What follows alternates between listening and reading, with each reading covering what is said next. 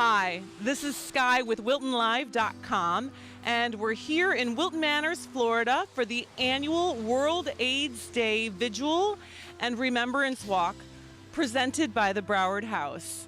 This annual event attracts over 1,000 individuals, and we're going to talk with some of the event organizers as well as participants.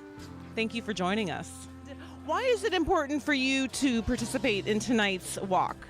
For me, participating in World AIDS Day Vigil, it's all about honoring the people that are affected or living with HIV, and of course those who've passed, and that's why I'm here.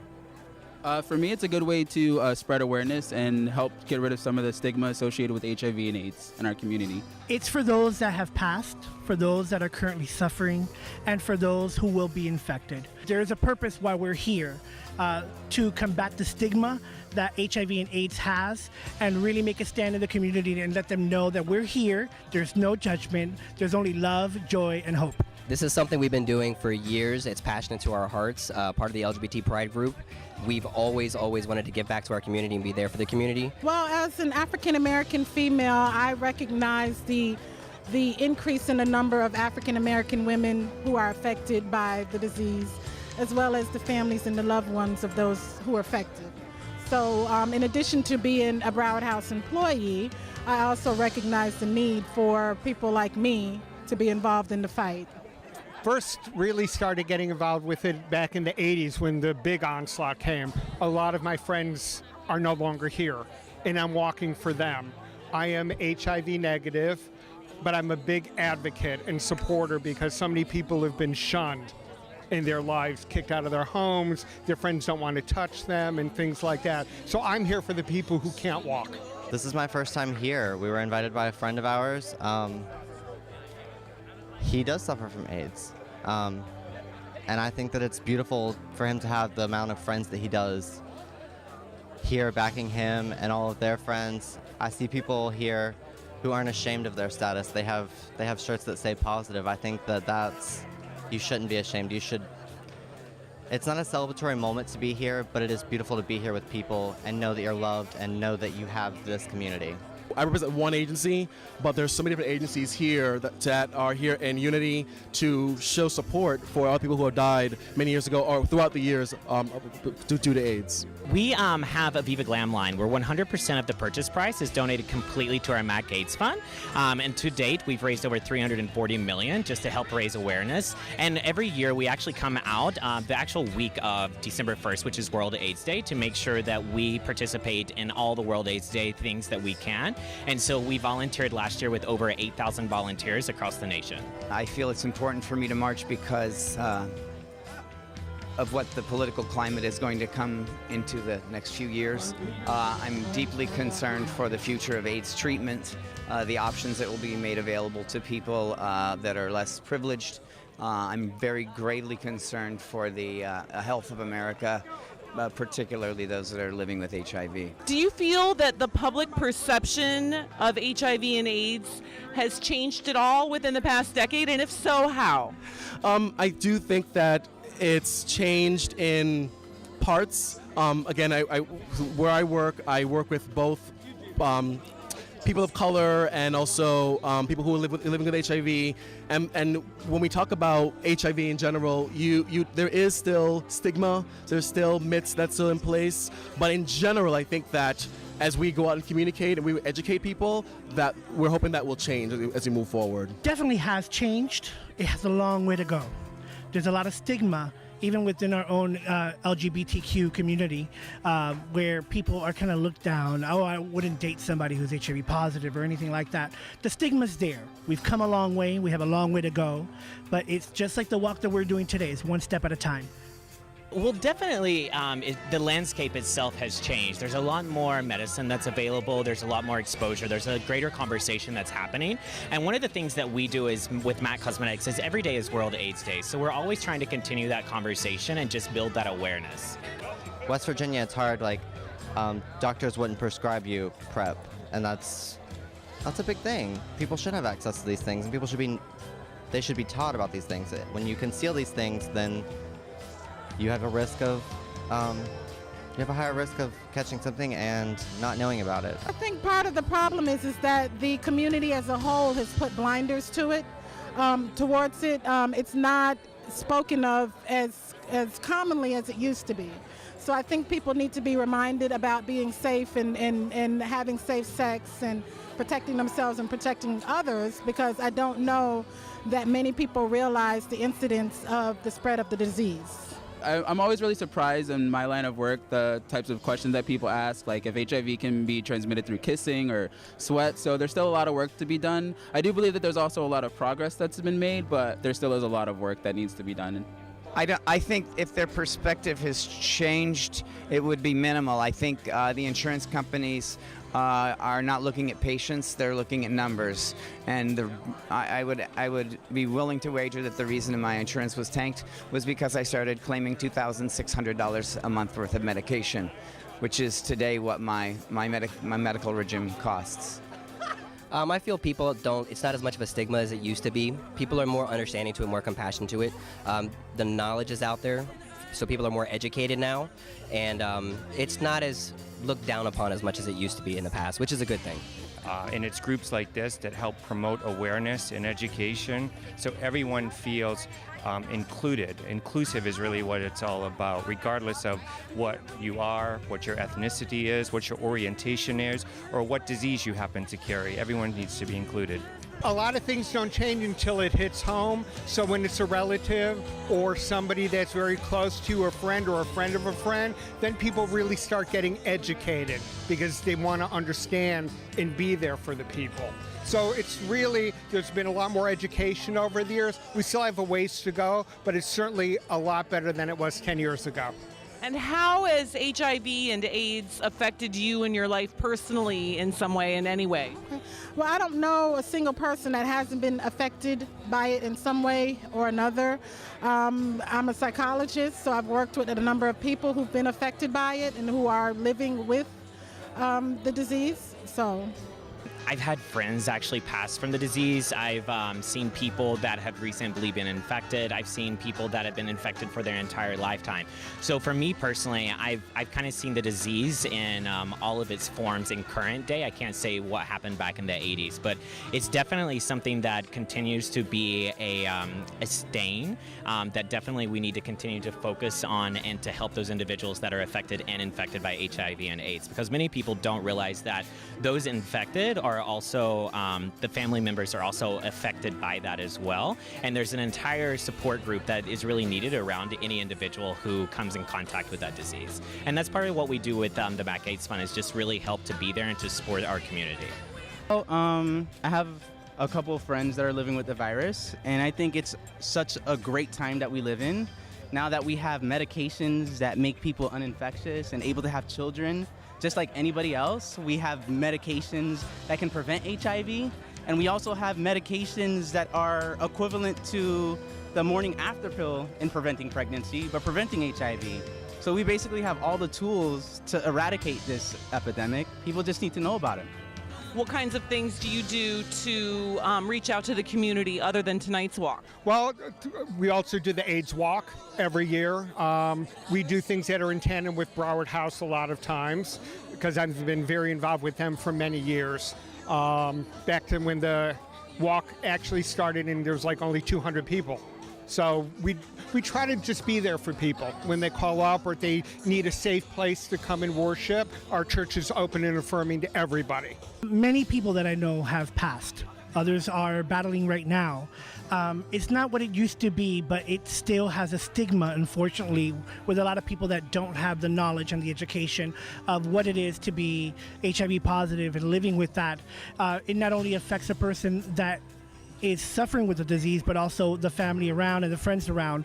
I was diagnosed in 2008, and unfortunately, my insurance was allowed to cancel me for a pre-existing condition. They used a lot of loopholes, and unfortunately, my income at the time was too high to qualify me for any federal assistance, and I nearly lost my life as a direct result of that. We are all here together, and together, we are a beautiful force.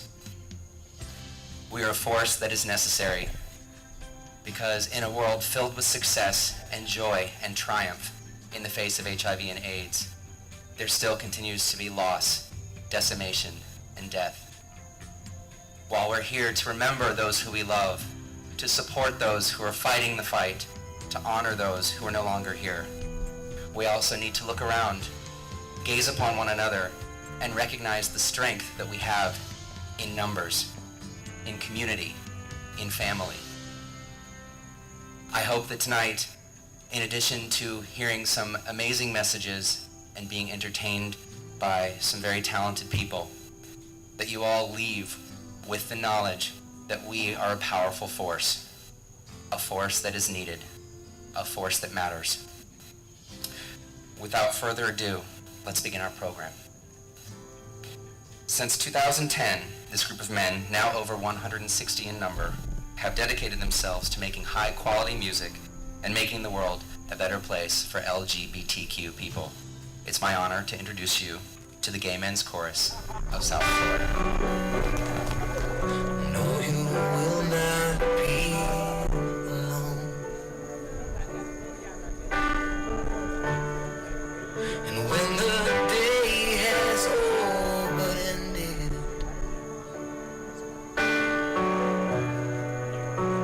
and our echo starts to fade, no, I will not let you down. My name is Brian Wilson. I am honored to represent SunServe here on Wilton Drive. I am HIV beautiful, the reflection that distorted the soul, the bodies that fell in the streets, the sheets that covered their faces, the crying roses that fell from their hands, the angel at their windows. 25 years of strength. I'm Leslie Washington from Broward House. The fist of a revolution, the back that didn't break, the dominoes that refused to fall. I am full blown, but still blowing. The house that refused to be knocked down. Only God can knock me down.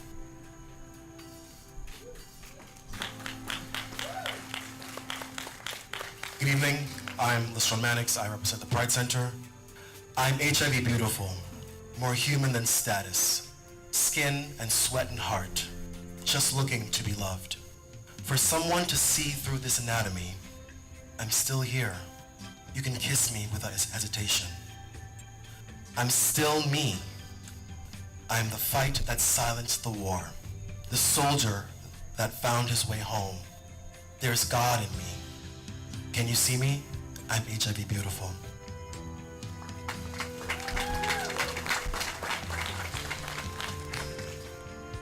I'm Obed Caballero. I'm here representing Latino Salud.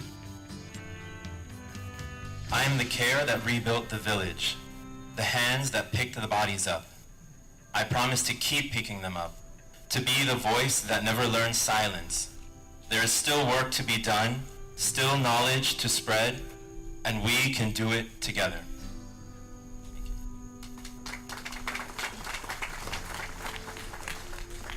I'm Tom Smith from representing Care Resource. I am HIV beautiful, and my life matters, just as every life matters. I'm the force that denies stigma from letting people die alone. I am a silhouette, no color, no class, no sex.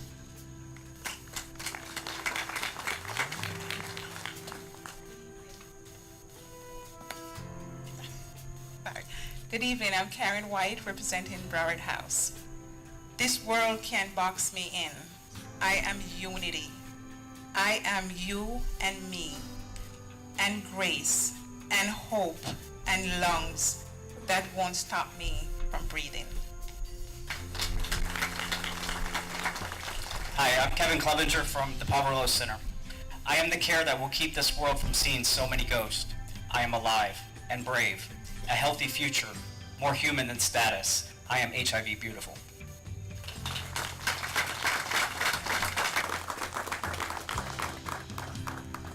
Did you feel like tonight's event really made a difference in a lot of people's lives? I think it does. Anytime we have people show up regarding HIV, stigma is still such an issue with many of our folks. For HIV, the LGBT community, a lot of our clients who are struggling with getting medical care and their poverty levels. So there's stigma that surrounds this disease a lot of times. And when somebody stands up, one person stands up, that stigma starts to wear away. When a whole community stands up together, people say, I matter. And I had a client once say to me, when we had a gathering like this, I didn't realize so many people who didn't know me cared about me. And sometimes it takes that care of the community and that acknowledgement of self from somebody else to care for yourselves. So what tonight did was allow somebody left here, I know someone left here and said, they care about me, I'm gonna take care of myself. Right now, 1 in 88 individuals in Broward County over the age of 13 is HIV positive. That's an alarming number. We think anywhere from 1 to 2 out of 5 individuals who are HIV positive are not aware of their status. And if they're not aware of their status, they're not in medical care. We also know some of the fastest growing rates are ages 13 to 24 and men over the age of 50 are our 2 populations that are growing the fastest in new infections. It seems like as a teenager we become invincible, and then over 50 we become invincible. So we have to kind of fill that gap where if we can all talk about it, we won't have new infections. If we can get everybody into care and everybody open to acknowledging this disease, we won't have new infections, and I trust that. What was the most touching moment for you?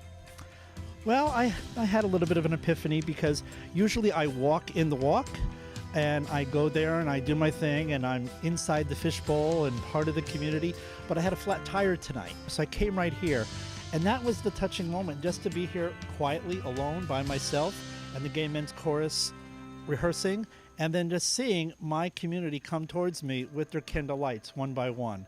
So it was an awesome experience because I've been doing AIDS vigils since the 80s, since New York, and it was a very touching, emotional, just sitting here, having them come here and gather one by candlelight.